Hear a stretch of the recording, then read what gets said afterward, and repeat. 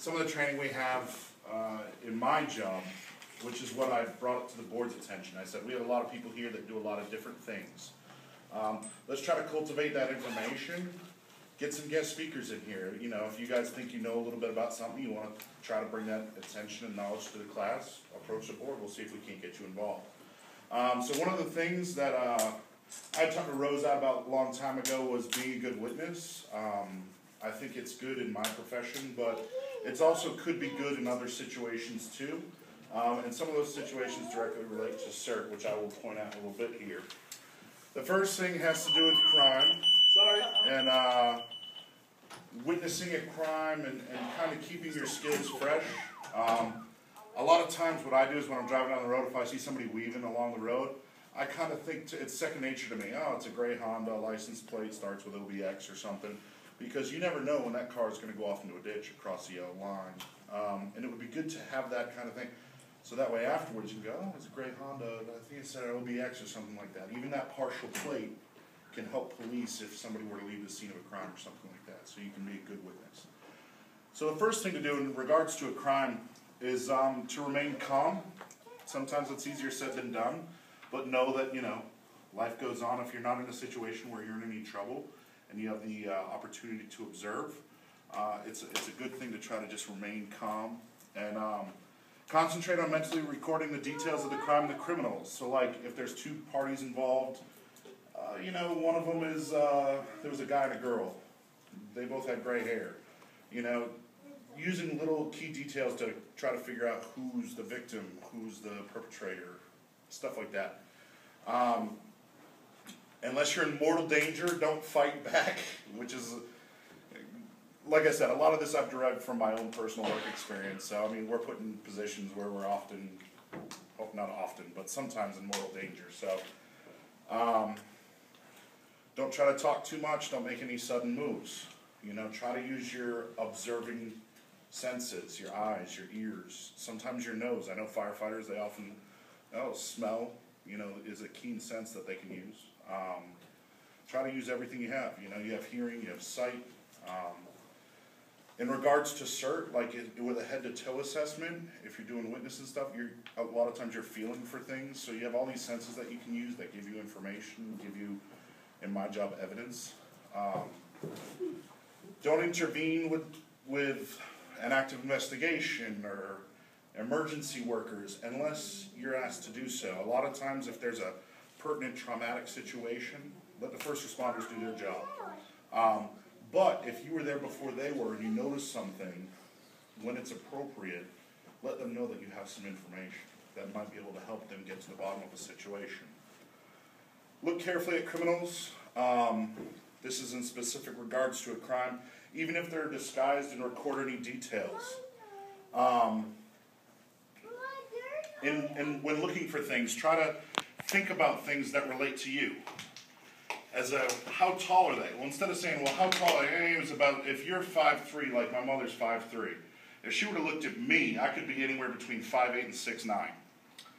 But how tall are they in relation to you? Well, he was only a couple inches taller than I was. Well, that tells me a lot more narrow information that I could use to give a description to police. Do they have any memorable facial features? Is he missing an eye? Is he wearing an eye patch? Does he have one tooth? You know, like, has he got a big old nose on him? Look for stuff that'll, you know, personally signify somebody out. Unique dental features. Recognizable scars, tattoos, jewelry. How many people right now can tell me what tattoos I have on my arms? Stars. Yeah. Stars. Star and some kind of thing in your wrist. All right, so that just, those little things. If I was wearing shorts, you could see I have 2 tattoos on my legs as well. Those little things, those little details about people, you can, you know, if somebody's driving down the road and he's got his arm out the window and he's got a United States Marine Corps tattoo on his forearm, that's something you can notice, you know. What were they wearing? I'm not going to ask y'all what you're wearing because you're looking right at, or what I'm wearing because you're looking right at me. Listen to their voice and speech patterns. Do they have an accent, a dialect, something you can pick up? I'm sure you're not going to be like, well, he's from Cary, I know the way he talks, but if I'm from Boston and I start dropping my eyes and saying wicked all the time, you could say, oh, I think he's from up north, you know? Like, if they're from another country, you could tell that, you know, different accents, different dialects. Any little thing that would help. If there was more than one attacker, do they use each other's names? A lot of times, they'll say, oh, Joe, we got to go here. Even that little Joe can help you sometimes, or help the police in an investigation.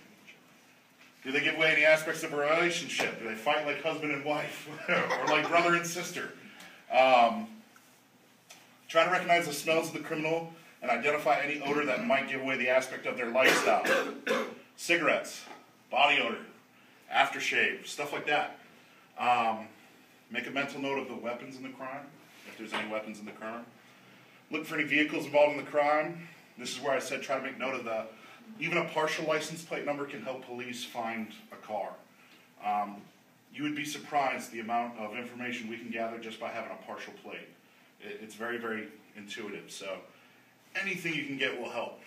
Dents, scrapes in the car, stuff like that. And watch the criminals depart. Always be receiving information. Well, he went down this way, but I saw his taillights come on in his blinker, so I think he went right down the road there a little bit. Something to think about. Reporting the crime.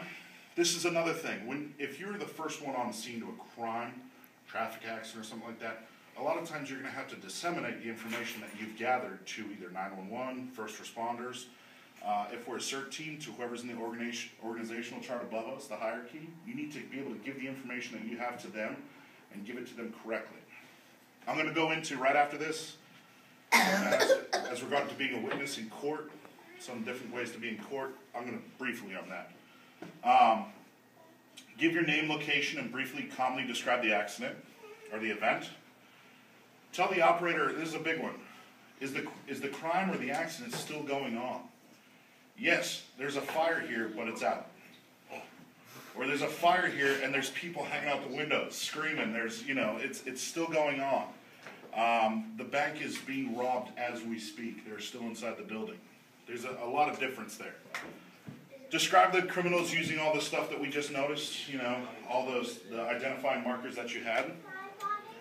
Describe any vehicles involved and any information that you could to the operator, whoever you're talking to. Don't touch or handle anything. This is a big one. Try not to touch evidence because forensics people, SBI, they use that stuff, that evidence to help investigate the crime. So that's a big one. Try to prevent others from disturbing the crime scene, unless it's a first aid situation. If you have first aid, obviously that's the most important thing, is to protect life. But if you can do something without disturbing something that might be considered a crime scene, try to do that. Immediately write down your observations. This is a good one. It caught me off guard even. Of the crime, and encourage other witnesses to write down their things before y'all come together as a group. Because a lot of times when you come together as a group, you start talking. And James will be like, oh, well, I heard the crash and then the footsteps. Well, I heard footsteps and then the crash. You know what I'm saying? And, oh, well, let's get our story straight before we tell the cops, It's all about what you see and what you hear. Let the cops do the investigative work, and let the lawyers sort it out in court if need be. But you can only be held responsible for what you have. The role of the witnesses, I got this from some of our training material. This is in particular to court cases, but there were some good nuggets out of there that I wanted to talk about it. If you ever have to be, hopefully none of you do, have to be in a trial situation. But if you do, the truth is very important. Don't try to bolster up the story to make it sound good, especially if you're in a court situation. Just tell the truth and tell what you know. Answer the questions directly. Don't give out more information than you need to. Try to keep it nice and concise and thorough. Speak clearly. Court reporters stenographers, they got to keep track of everything that you say, so make sure you do that. Stop if you hear the word objection. Again, this is directly related to court, but stay calm, especially in that situation. Tempers can run high. There's a lot of emotion in the courtroom, but try to stay calm. If you don't know something, say that you don't know it. It's okay. It's not bad. You can't testify to something that you don't know. Don't be afraid of lawyers. They're just trying to get money from you. And the biggest one here, the biggest one that I wanted to pull from you was stick to the facts. Testify to what you observed, to what you remember. If you don't remember something about it, that's all right. It's better for you to give them good, concise information from things that you're certain of than, maybe there was 3 of them, I don't know. That wishy-washy information could lead them potentially in other directions, but say, I know I at least saw 2 of them. That gives them some direction. How does this relate to CERT? Practicing to be a good witness can directly affect your role as a CERT team member. Like I said, when I'm driving around to work every day on my commute, I'm always looking around for people. In my job, I have to go into neighborhoods, and I wear a gun to work every day. So, like, I'm always observing people. People, when you wear a gun every day, they look at you in a different way, and they act in a different way. So I'm always looking to see people's actions and kind of see their descriptions and what they're wearing, because some people take off, some people approach you, so I always try to keep an eye on it, and I always try to keep that running in the back of my mind. I keep looking for clues and evidence to what a problem could be. Try to anticipate stuff. If you see somebody swerving all over the road and you're behind them, take your foot off the gas, make a note of the car. Might be a drunk driver, you don't know. But if he swerves and crosses the double yellow and runs into a minivan full of kids, I mean, your testimony, your evidence collecting skills might be able to help them press charges, might be able to keep another drunk driver off the streets from going out there again. If you have a good base of what to be on the lookout for when you report your findings, you can be concise and thorough. If you practice these skills in your everyday career, everyday life, they become second nature. You automatically do it. It's something that you don't even think about that you're doing. But when the situation arises, just like here, if you don't use it, you lose it, you know? You got to keep your skills fresh. You got to keep practicing these things.